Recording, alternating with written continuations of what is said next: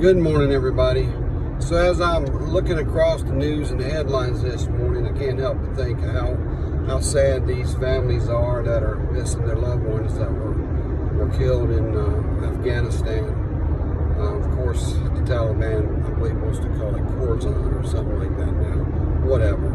The fact is, Afghanistan is Afghanistan, and it'll be always be Afghanistan. But the question I have to ask anybody out there: how are you feeling this morning with the leadership that we have coming out of Washington? How are you feeling today, knowing that our folks are being left behind and that people are getting to the gate with their passports and with their IDs, and they're from our states, different states across this country, and they have family here and they're trying to get out of Afghanistan, and they have welded the gates shut. They have welded the gates. They have locked the gates.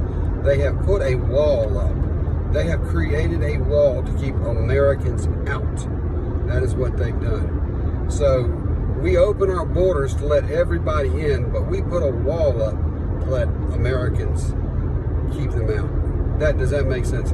We've got Americans cannot get through a locked, secured gate / wall in Afghanistan to get to the safety part of an airplane in hopes that they will actually be flying out of there, children in hand, family, you name it, families getting to the gate, and they're Americans. Some of them are allies, but Americans, we turn our back on Americans. That's what we've come to now with our national leadership. Folks, if this doesn't sadden you, nothing in this world will. We're turning our back on our own while we're opening up the floodgates down the southern border and letting everybody in. So we're going to take care of the rest of the world, and then we're going to just destroy our country. We're going to turn our back on Americans. What are we coming to, folks? It's time to step up. Time to let your politicians be heard. I don't think you'll have a problem with the